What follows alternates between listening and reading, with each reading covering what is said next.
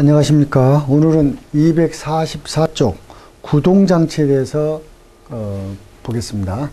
구동장치는 셰시의 기초를 설명하면서 일부 좀 설명이 됐는데요. 엔진에서의 동력을 어느 바퀴에 구동을 시켜주냐에 따라서 앞바퀴 구동 방법이 있고 뒷바퀴 구동도 있고 모든 바퀴를 구동하는 방법이 있는데, 우선 앞바퀴 구동 장치를 보면 여기 보니까 여기는 지금 변속기네요. 그러죠? 변속기에서 그 다음에 차동 장치를 거쳐서 종감속 장치도 거치고, 그래서 좌우로 뭐가 있어요? 이런 구동축이 있고 이쪽 끝에 구동 바퀴가 설치되어 있는 이런 형식으로 지금 돼 있잖아요. 근데 뭘로 되어 있냐? 변속기, 그 다음에 최종 감속 장치와 차동 기어 장치가 하나의 케이스에 있고, 그 다음에 유니버설 조인트 구동축으로 되어 있다. 이 하나의 케이스로 되어 있는 것을 뭐라고 하냐면요, 이 하나의 케이스로 되어 있는 것을 이 앞바퀴 구동에서는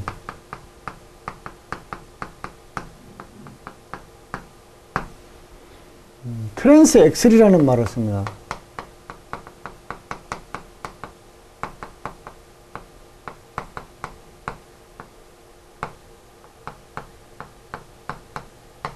이 기능이 뭐뭐 하냐면 변속기의 기능을 가지고 있고, 두 번째 종감속 기능이 있고,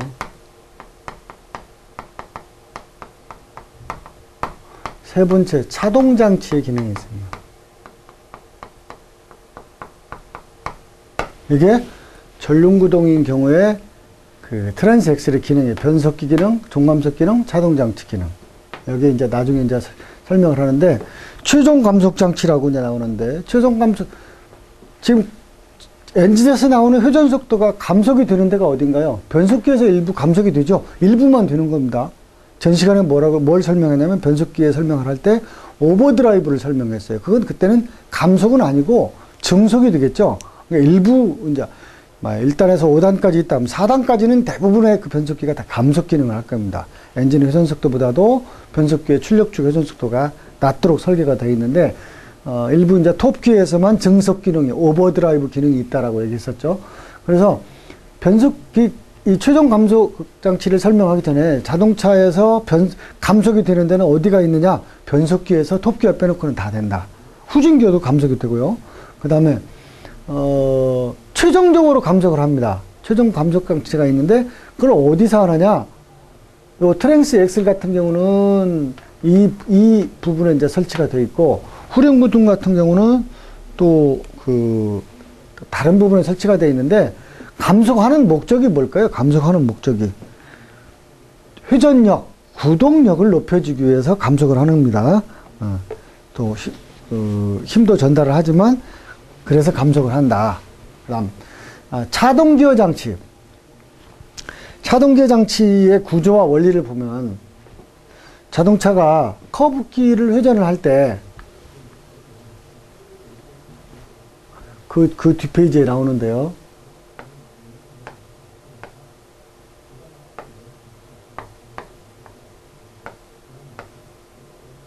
자동차가 지금 우회전을 한다. 우측으로.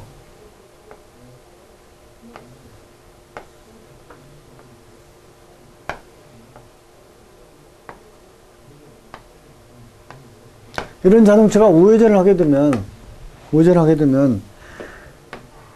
그 안쪽 바퀴, 즉 오른쪽 바퀴가 되겠죠? 우회전하는 안쪽 바퀴는 힘을 더 많이 받고, 바깥쪽 바퀴는 힘을 좀 적게 받을 겁니다. 그러면 이 궤적을 그리면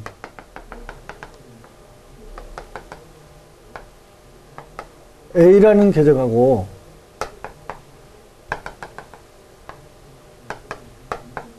B라는 궤적이 있다면 반지름이 어느 게 더 큰가요? 아무래도 바깥쪽 바퀴에 이 그리는 궤적이 B가 A보다는 크겠죠? 그 얘기는 뭐냐? 이 B가 더 많이 회전을 빨리 해줘야 A보다, 어때요? 정상적인 운전, 미끄러지지 않고 회전을 원활하게 할 수 있을 거예요. 이렇게 엔진에서 나오는 동력을 또는 동력이 아니더라도 이렇게 원활하게 회전을 하려면 만약 구동바퀴인 경우에 그렇습니다. 구동바퀴가 아닌 예를 들어 지금 이게 전륜구동이다. 전륜구동이다. 그런 경우는 여기에 뭐가 설치가 되어 있어요? 여기에 종감속 장치 겸 차동 장치가 설치가 되어 있어서 오른쪽 왼쪽 바퀴의 회전의 숫자를 차이를 변경을 시켜줘요. 서로 조절을 해줘야 돼요. 예를 들어서 평탄하게 직진길을 갈 때는 뭐 양쪽 바퀴가 501분당 회전을 했다고 하면 커브를 틀게 되면 그 안쪽 바퀴는 예를 들어서 500 회전했는데 평탄한 직진도로에서는 좌우가 500 했는데 500 회전을 했는데요. 그 직진 주행 시요. 근데 커브 주행 시 이런 경우에 뭐 왼쪽이 600, 오른쪽이 400 이렇게 되면 오른쪽이 500을 RPM이 직진 상태에서 했는데 400 RPM 했잖아요. 그러면 그 돌아가지 않는 회전수만큼 왼쪽 바퀴에다 추가로 해줍니다. 이게 바로 무슨 원리냐? 차동장치의 원리예요. 그렇지 않으면 자동차가 어떻게 된다? 미끄러지면서 회전할 수밖에 없을 거예요. 미끄러지면서. 그 원리를 설명한 것이 245쪽이 되겠습니다. 245쪽. 그 다음 페이지 그림을 보면서 또 설명을 해드릴게요.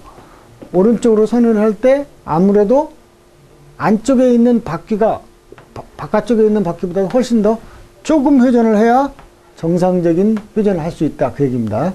이런 울퉁불퉁한 길을 주행할 때도 마찬가지가 되고요. 좌우 바퀴가 한쪽은 평탄하고 한쪽은 울퉁불퉁한 데를 다닌다. 이런 경우도 그렇고요. 근데 그 기어의 원리를 보면 그렇게 어렵지 않습니다. 이게 이제 뭐가 나면 레크라는 거예요. 이게. 레크를 있는데 중간에 사이에다가 피니언이라는 이런 기어를 하나 놨어요. 그리고 양쪽에 똑같은 무게의 추를 올려놨어요. A와 B에. 이게 지금 추라고 보면.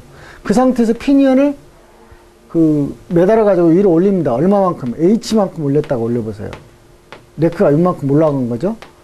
올라가면, 요 피니언은 A와 B의 레크 기어, 이런 직각형으로 되어 있는 이 레크 기어 사이에서 회전을 할까요? 안 할까요? 안 하죠? 안 한 상태에서 전체적으로 높이가 올라갈 겁니다. 얼마만큼? H의 높이만큼 올라갈 거예요.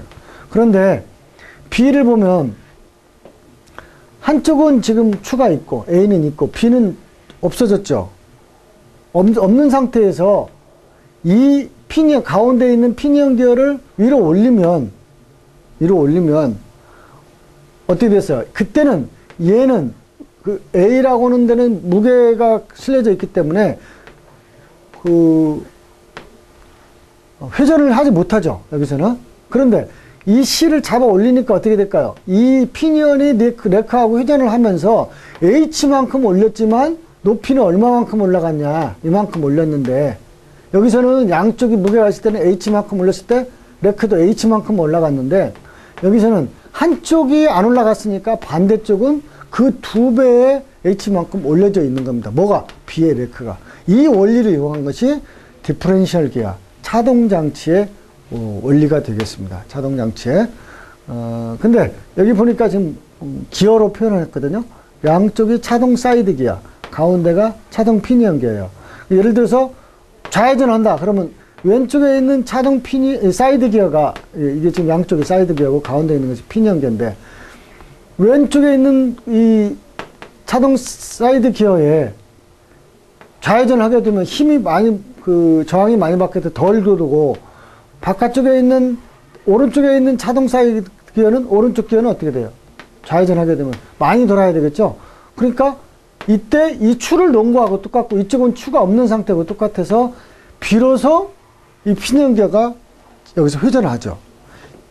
직진을 하게 되면 이 피니언 기어가 회전을 하나요? 아닙니다. 한 일체가 되어서 돌아갈 뿐입니다. 그래서 차동기어의 기본 원리는 어떤 원리냐? 차동장치의 기본 원리는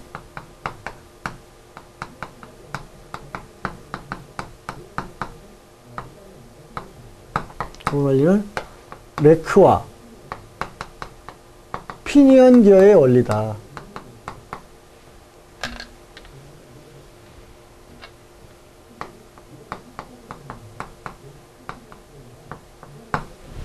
근데 구성부품은 차동 사이드 기어 2개, 일반적으로 차동 피니언 기어. 이게 지금 기본적인 원리입니다. 자동장치 기본 원리.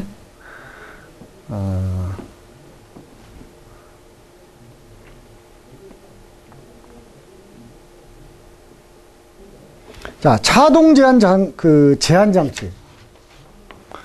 여러분들 246쪽에 보면 차동 제한장치라는 게 있는데, 차동장치가 뭐 특히 회전할 때 안쪽 바퀴가 조금 들고 바깥쪽 바퀴가 많이 회전하게 해서 원활한 주행을 하기 위해서, 회전하기 위해서 있다라고 했는데, 어느 때 불편하냐면요, 한쪽 바퀴가 진흙탕에 빠져 있어요. 그런 경우라면 빠지지 않는 그 건조한路面에 있는 타이어는, 그 다음에 그 진흙탕에 빠져 있는 타이어하고 어떤 게 바퀴가 도는데 힘이 안 들을까요? 진흙탕에 빠져 있는 쪽은 힘이 덜 들겠죠? 그러니까 어떻게 돼요? 건조한路面에 있는 그 타이어는 그냥 서 있고 회전을 하지 못하고, 회전하지 못한 만큼 한쪽에 그 진흙탕에 빠져 있는 그 바퀴는 계속 그 회전하지 않는 것 이상으로 더 추가해서 회전을 하게 될 겁니다. 그 얘기는 뭐예요? 한쪽 바퀴가 한쪽 바퀴만 회전하니까 차동장치가 작동을 하니까 그런 식으로 자동차가 그 진흙탕에서 탈출할 수 있을까요? 못하죠. 그래서 그때는 일시적으로 차동장치 기능을 하지 못하도록 만드는 겁니다. 그런 경우는. 그렇다면 어떻게 될까요? 진흙탕에 한쪽이 빠져 있어도 빠지지 않는 쪽의 바퀴에 동력이 전달이 가능하겠죠. 그게 바로 뭐냐? 차동 제한 장치입니다. 영어로 LSD라고 표현해요. 차동 제한 장치.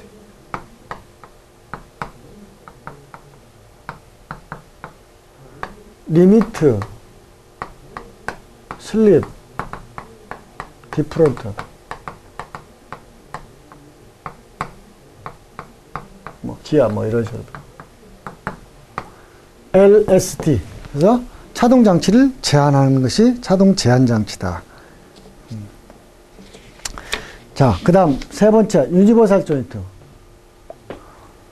회전하는 두 축이 일직선상에 있지 않고 어떤 각도를 가지고 있는 경우. 지금 봐요. 원동축이라고는 구동축하고 중간에 종동축이 이렇게 그 일직선상에 있지 못하고 이런 각도를 가지고, 만약에 그 알파라는 각도를 가지고 동력을, 회전 수를 전달을 해야 된다라고 하면 어떻게 될까요? 이런 구부러지는 각도를 가지고 움직일 수 있는 그런 조인트가 없다면 동력이 전달이 안 되겠죠. 그때 동력을 전달을 자유자재로 할 수 있도록 만드는 것이 유니버설 조인트입니다. 그래서 유니버설 조인트에 대한 그림을 설명을 했고요. 유니버설 조인트에는 뭐 플렉시블 조인트, 뭐 트로니언 조인트, 십자형 유니버설 조인트, 등속형 유니버설 조인트 등이 있는데, 추진축에는 십자형 유니버설 조인트가 사용되고, 앞기관, 앞바퀴, FF 구동축에서는 등속형 유니버설 조인트가 많이 사용되고 있다라고 되어 있습니다. 자, 그 다음 페이지를 보시면 십자형 유니버설 조인트, 이 중간에 십자가 들어있는 경우, 이런 경우는 원동축과 정동축을 각각 Y형 요크와 십자축으로 그림과 같이 연결하는 방식인데, 십자축 요크 니들 롤러 베어링을 끼워서 연결되어 있는데, 문제는 뭐냐? 아니, 구조는 간단하고 비교적 큰 동력을 전달할 수 있는 장점이 있지만, 문제는 90도 회전할 때마다 이런 가속도 되고 감속도 되고 가속도 되고 감속도 되고, 그러니까 1회전에 두 번의 가속, 두 번의 감속이 이루어지는 거예요. 그러니까 뭐 진동도 수반할 수 있고 그러겠죠. 토크가 변환되는 거예요, 그만큼. 그래서 이걸 하나를 더 해서 상쇄를 시키도록 양쪽에, 그러니까 아까 조금 전에 여기도 유니버설 조인트가 있고 오른쪽에도 유니버설 조인트가 있죠. 이렇게 해서 이 커브를, 이런 커브를 하나를 더 만들어 놓은 거예요. 그러면 변동률이 그만큼 주기가 적어지겠죠. 그런 십자형 유니버설 조인트를 양쪽으로 설치하는 경우가 있다. 그 다음 등속형 유니버설 조인트. 이게 이제 뭐라고 표현하냐면 뭐 CV 조인트라는 말을 많이 써요. 등속 조인트. 하는 CV 조인트. 콘스탄트 벨로시티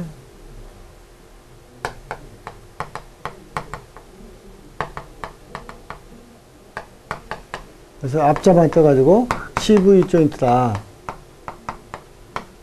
등속 조인트. 이건 어떤 원리냐. 이건 주로 어느 구동에서 쓰냐면 FF 구동의 경우에는 거의 다 이걸 써요. 승용차가 이제 주로 많이 쓰는데 FF 구동에서. 자, 그러면 지금 두 개의 축이 있잖아요. 여기를 A라고 하고 B라고 하면 이 두 개의 축이 만나는 점이 지금 서로 각도를 동력이 일직선상에서 지금 동력이 전달을 못하죠. 그런데 항상 두 개의 축이 각도를 이루고 하더라도 반드시 2분의 파이만큼 똑같은 각도를 가지고 그 동력을 전달할 수 있는 구조로 만들어진 조인트가 있어요. 이게 바로 뭐냐? 속도를 일정하게 한다. 콘스탄트 벨로시티. 일정한다고 해서 등속 조인트, 등속형 유니버설 조인트 또는 CV 조인트가 되겠습니다. 그런데 여기 보니까 뭐라고 나와있냐? 기관 쪽에는 더블 옵셋 조인트, DOJ를 쓰고 바퀴 쪽에는 버필드 조인트를 쓴다. DOJ는 뭐냐면 각도만 가지고 동력을 전달하는 거 아니고 어느 좌측이나 우측 바퀴 중에 하나가 과속 방지턱을 뭐 넘어간다, 아니면 무슨 돌멩이 위로 올라간다, 이런 경우는 어떻게 될까요? 좌측 바퀴, 우측 바퀴의 그 거리가, 윤거가 달라져야 되겠죠? 그런데 윤거가 달라지게 할 수가 없어요. 그러니까 어떻게 될까요? 축 자체가 조금 길이 방향으로 늘어나면 되겠죠. 그걸 그 길이 방향으로 늘어날 수도 있고, 어느 각도를 가지고 동력을 전달할 수 있다라고 해서 더블 옵셋 조인트. 영어로는 그 약자로 DOJ 라고 합니다. 더블 옵셋 조인트. 자, 등속형 유니버설 조인트라고 했는데 트랙터형이나 밴딕스형은 가능한데 이중 십자형은 아까 90도마다 그 속도의 변동이 있어서 좀 어려움이 있다고 그랬죠. 그건 좀 참고를 하시고요. 자, 앞바퀴 구동 착축. 앞바퀴 구동 착축인 경우에는 지금 이게 지금 어느 부분입니까? 여기는 이게 트랜스 엑셀 부분이에요. 변속기 기능, 종감속 기능, 차동 장치 기능. 그래서 트랜스 엑셀에서 어느 부분에 구동축이 끼워질까요? 구동축이 연결되는 부분. 이건 차동 장치에 사이드 기어하고 접촉 연결이 되는데, 사이드 기어 내부에 보면 스플라인이 있어요. 연결이. 그렇게 해서 우측 바퀴를 구동시키고 좌측 바퀴를 구동시키고, 여기 이제 아까 얘기했던 그 등속 조인트 그 같은 내용인데요. 여기가 더블 옵셋 조인트, DOJ, 여기가 버필드 조인트. 이건 각도만 가지고 동력을 전달하도록 되어 있어요. 이게 이제 앞바퀴 구동 차축이고요. 그 다음에 뒷바퀴 구동 차축. 뒷바퀴 구동 차축은 추진축이라는 말을 쓰고 영어로 프로펠러 샤프트라는 말을 씁니다. 프로펠러 샤프트. 추진축이라는 말을 쓰고 프로펠러 샤프트를 쓰는데 영어로 변속기로부터 최종 감속 기어까지 동력을 전달하는 축이다.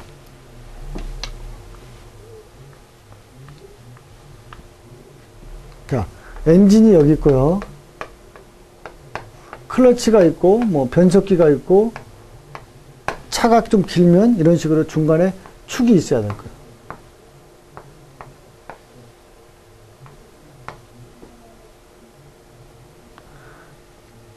자, 이게 이제 엔진, 이게 뭐 클러치, 이게 변속기, 이게 이제 구동축이면서 이게 추진축이 되겠죠.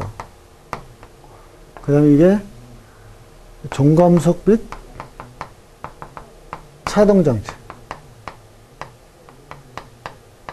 여기에 이제 그 X축이라고 하는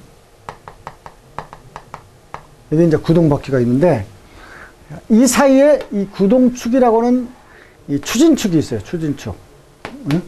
이 추진축은 변속기로부터 최종 감속기까지 동력을 전달하는 축으로서 강한 비틀림을 받으면서 고속회전이기 때문에 비틀림이나 구품에 대한 저항력이 큰 강관이 사용되고 있다.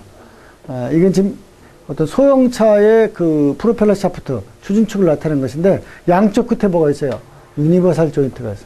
이 안에 십자형 베어링이 되어 있고, 그 다음에 회전의 평형을 유지하기 위해서 이런 평형축 같은 것도 추가로 이렇게 부착을 하게 되죠.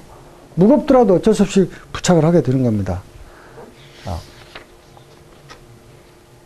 이게 축간거리가 긴, 얘가 만약에 이런 중간에 추진축이 길어야 된다. 그런 경우는, 어떤 진동 때문에 중간에 뭘 설치를 해요? 베어링을 하나, 프레임에다가 중간에 센터 베어링을 설치해서, 진동을 원활하게, 많이 흡수하도록 만든가 하는 얘기예요. 그냥 최종 감속 장치. 최종 감속 기어, 감속 장치가. 파이널 리덕션 기어라는 말을 써야 될 것 같은데, 파이널 기어라고 써놨네. 마지막 기어가 되어버리는데, 이러면요. 최종 감속 기어는 추진축에서 받는 동력을 직각이나 또는 직각에 가까운 각도로 바꾸어서 뒷차 축에 전달함과 동시에 기관의 출력, 구동바퀴의 지름 등에 따라서 적합한 감속비로 감속하여 토크를 증대시키는, 무슨 역할을 한다고요? 감속해서 토크를 증대시키는 역할을 한다.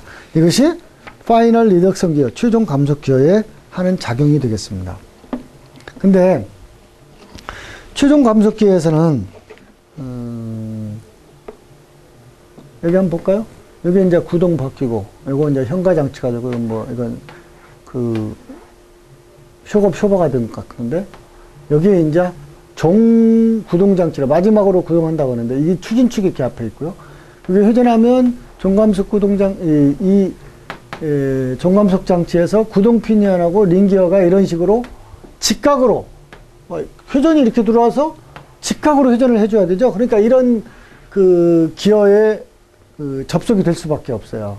그래서 직각으로 이렇게 구동을 한다고 해서 뭐라고 그러냐, 베벨 기어라는 말을 써요. 베벨 기어 쓰는데, 기어의 치형의 모양에 따라서 스파이럴 베벨 기어라고 하기도 하고, 이건 하이포이드 기어라고 되어 있는데, 여기서 최종 감속 기어는 뭔가 무엇으로, 최종 감속 기어는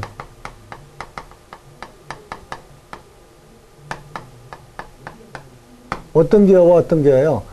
구동 피니언과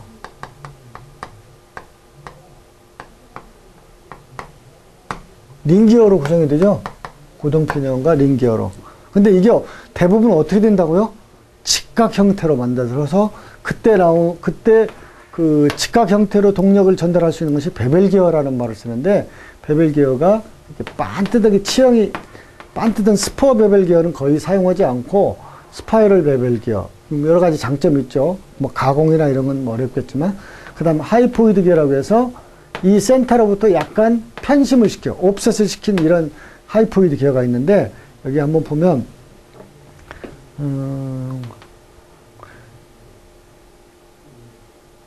스파이럴 베벨 기어는 A와 같이 피니언의 중심과 링기어의 중심을 일치시킨 거, 여기 센터로 되어 있다는 얘기죠. 이에 물리는 비율이 크고 회전이 원활하며 전달 효율이 좋고 마멸이 적은 장점이 있다. 그러나 이 기어는 회전할 때 축 방향으로 추력이 생기므로 그 축을 지지하는 쪽에 뭘 설치를 해줘야 되느냐? 테이퍼 롤러 베어링을 설치를 해줘야 된다. 하이포이드 기어는 대부분의 승용차 쪽에서는 하이포이드 기어거든요. 그림 B와 같이 스파이럴 베벨 기어의 구동 피니언을 약간 중심에서 이렇게 오른쪽으로 좀 편심시켰죠. 편심시킨 것이다. 이 기어의 장점은 어떤 장점이 있어요? 하이포이드 기어의 장점.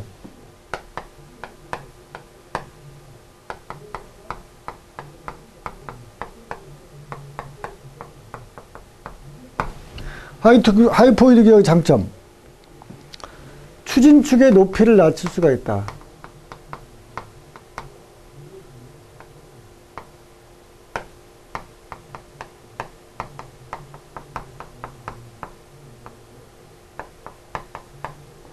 추진축의 높이가 낮아진다는 얘기는 차실의 높이를 낮출 수 있다는 얘기하고 똑같아요. 차실의 높이를 낮춘다.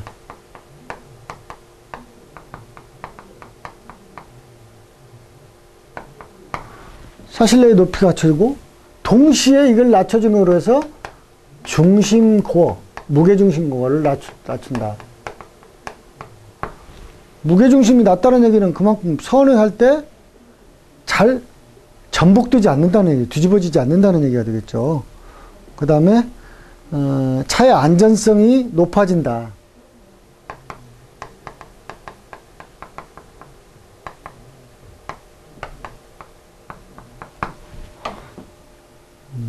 이런 것이 이제 추진축의 높이를 낮췄을 때 장점이 되고, 구동 피니언의 크기를, 구동 피니언의 크게 만들 수 있다.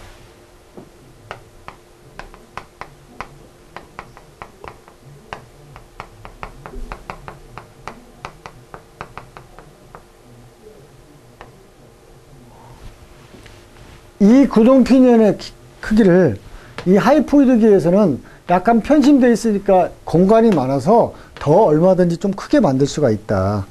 그럼 구동 피니언 크기가 크게 되면 강도가 증대가 되겠죠.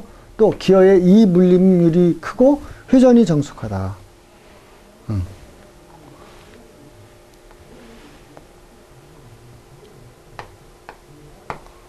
기어의 물림률이 크고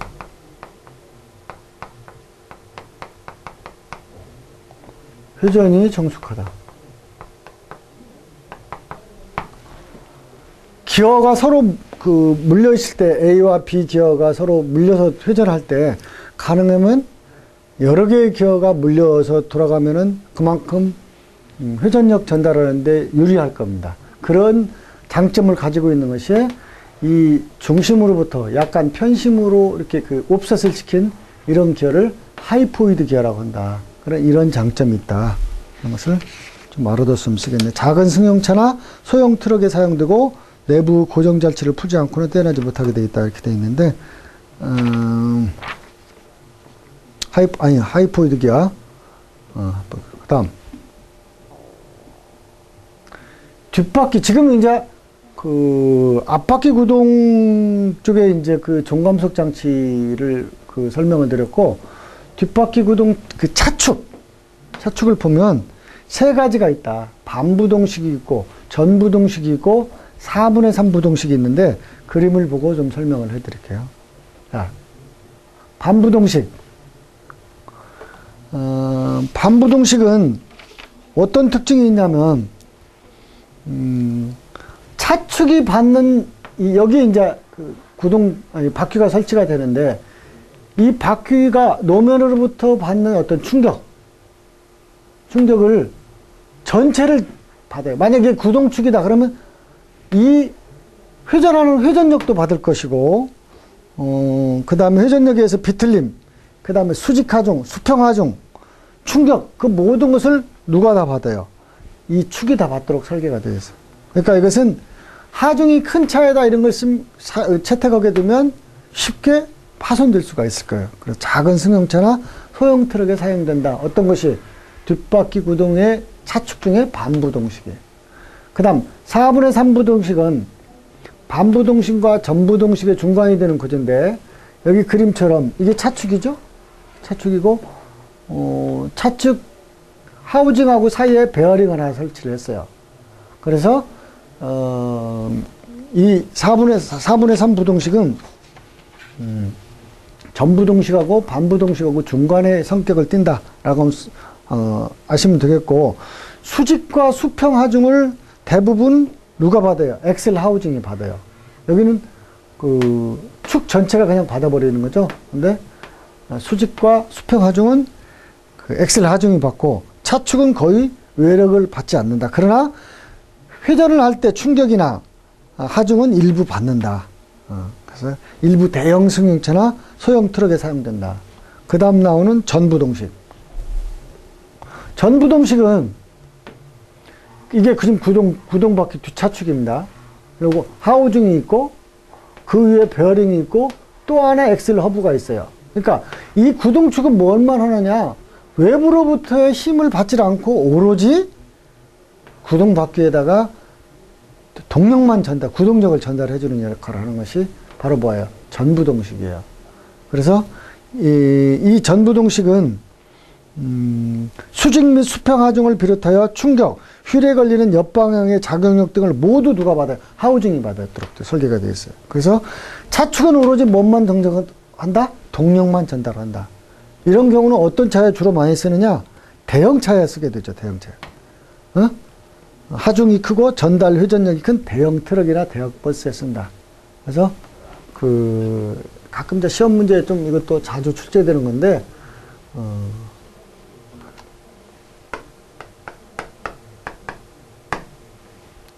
차축의 종류라고 해서 반부동식 또는 전부동식, 4분의 3부동식, 이 세 가지가 있다. 차축을 어떻게 고정하냐에 따라서 반부동식은 소형 승용차라 쓰는데 구조는 간단하지만 이 반부동식 경우에는 구동에 의한 비틀림, 그 다음에 외부로부터의 수직, 수평, 이런 하중을 총 다 차축이 받는 것이 반부동식이고, 전부동식은 단순히 구동력만 전달하고 나머지는 누가 다요? 하우징이 다 수평, 수직, 여러 가지를 다 하우징이 받고 축은 동력만 전달한다.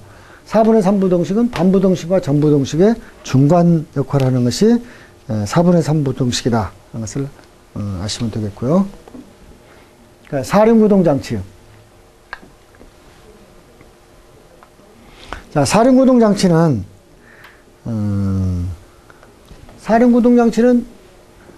파트타임 4휠 드라이브와 항상 구동하는 풀타임 4휠 드라이브, 이 두 가지로 나눠집니다. 우리가 일부 사륜구동에 보면 별도로 스위치를 넣거나 레버를 움직여서 네 바퀴를 동시에 구동하는 경우가 있고, 요즘 나오는 차들은 항상 네 바퀴가 구동이 되는 상시 사륜 구동이 있고 두 종류가 있다 하는 것을 좀 아셨으면 좋겠어요. 여기 보니까 변속기가 여기 있고요. 사륜 구동을 하기 위해서는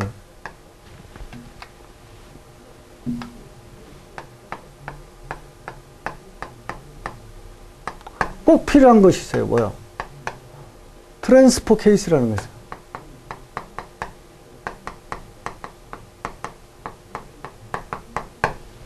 사륜 구동을 위해서는 트랜스포 케이스라는 게 필요해요. 변속기 위에.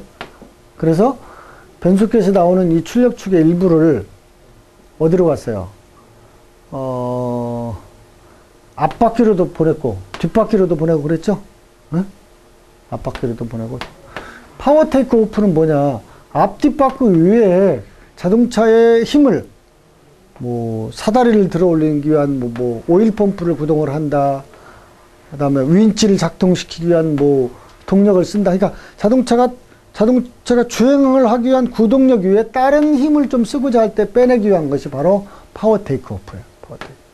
그렇지 않고 이 트랜스포 케이스는 뭐다? 이 동력의 어느 한 축으로만 앞이나 뒤로 보내는 게 아니라 또 다른 쪽으로 해서 앞에면 앞에, 뒤에를 다 동시에 동력을 배분해 줄 수 있도록 하는 것이 트랜스포 케이스인데, 그 사륜 구동 중에 내가 필요할 때만 쓰는 선택적 파트타임 사륜 구동이 있고, 그 다음 풀타임 상시 사륜 구동이 두 가지로 되어 있다. 아시면 되겠고요. 일시 사륜 구동 장치에 관한 설명이 좀 나왔네요. 여기 보니까 이 선택 레버를 뒤로 더 제키게 되면 여기를 피벗을 중심으로 해서 물리게 되는 거죠. 여기 있던 것이 또 앞으로 밀려서 이 기어가 슬리브가 왼쪽으로 밀려서 이 기어도 회전할 수 있도록 만들어진 것이 사륜구동 형식의 그 일반적인 레버의 작동이에요. 그 다음에 상시 사륜구동 장치. 지금 사륜구동 장치의 단점이라고 하면 어떤 게 있냐면 급커브길에서는 앞바퀴와 뒷바퀴의 회전 반지름 차이가 생겨요. 한번 볼까요? 여기는 지금 앞바퀴죠. 그 다음에 여기는 뒷바퀴죠. 근데 앞바퀴는 이런 회전을 하고 뒷바퀴는 이런 회전을 하죠. 그러니까 여기 회전 반경, 그 다음에 최소는 이 오른쪽 앞바퀴가 될 것이고 최대는 왼쪽 뒷바퀴가 될 거예요. 그러니까 얼마만큼 차이가 나요? 최소 반지름, 최대 반지름. 근데 이 차이가 나니까 여기다 직접 그려보면 요만큼이라는 거죠. 어? 여기 뭐 여기를 A라고 여기를 B라고 하면 A와 B의 회전 방향이 차이가 나니까, 근데 이 바퀴가 전부 다 뭡니까? 구동 바퀴잖아요. 사륜교동이니까. 그러면서 어떤 현상이 생기냐? 앞바퀴는 브레이크가 걸리는 것 같은 상태로 되고 뒷바퀴는 헛들어온 것과 같은 상태가 돼요. 그러면 이걸 뭐라고 하냐? 타이트 코너 브레이크 현상이라고 그래요. 이게 사륜구동의 이상한 그 나쁜 그 어떻게 보면 현상인데요. 타이트 코너 브레이크.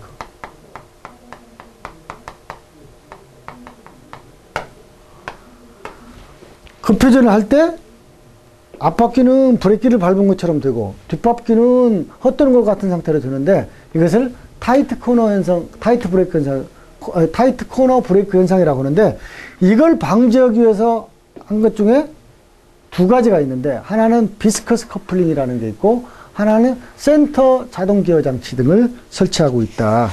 그래서 그 보니까 비스커스 커플링에 관한 그 내용에 대해서 설명이 됐네요.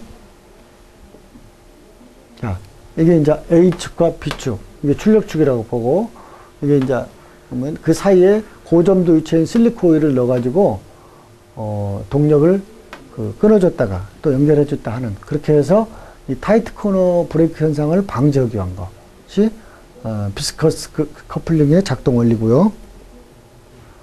그 다음 센터 자동 기어. 요즘 이제 상시 사륜구동에서는 이 그 센터 디퍼런셜 기어가 하나가 더 설치가 돼서 커브길 주행 시 등에 발생되는 회전 차이를 받아들여서 변속기에서 나오는 출력을 앞바퀴 구동축에, 일반적으로요 차동 장치라고 하면 그동안 뭘로 배웠어요? 차동 장치 하면 좌우 바퀴의 회전 차이를 생각을 했었죠.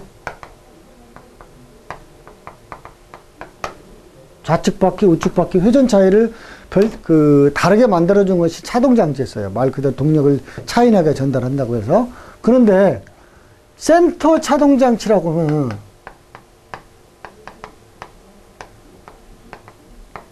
센트럴 디퍼런셜 시스템은 좌우 바퀴가 아니고 이때는 앞뒤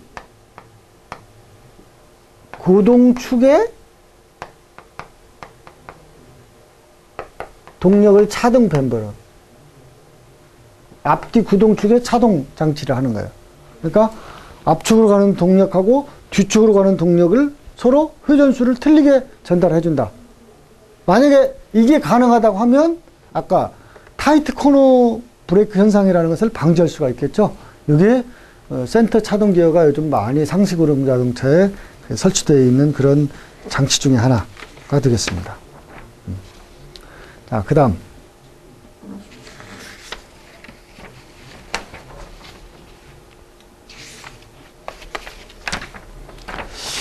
그래서, 이 현가장치가 나오기 전에요. 센터 차동 기어에 관한 내용인데, 그 기능은 커브길 주행 시 등에 발생하는 회전 차이를 받아들여 변속기에서 나오는 출력을 앞바퀴와 앞뒷바퀴 구동축에 균일하게 분배하는 것으로서 그림과 같이 앞차동 기어와 센터 차동 기어가 베벨 기어로 되어 하나의 하우징 내에 조립되어 있는 것을 센터 차동 기어라고 이렇게 되어 있습니다. 그러므로 인해서 뭘 방지할 수 있다고요? 방지할 수 있는 건 이 사륜 구동에서 아주 좋지 않은 현상인 타이트 코너 브레이크 현상을 방지할 수가 있다. 이게 이제 사륜구동에서 센터 디퍼런셜 기어의 특징이 되겠습니다. 자, 이 시간에는 이 구동축에 대해서 설명을 드렸는데, 꼭 여러분들이 아셔야 될 것 중에 하나는, 일부는 차동장치의 구성 부품 뭐뭐 있었죠?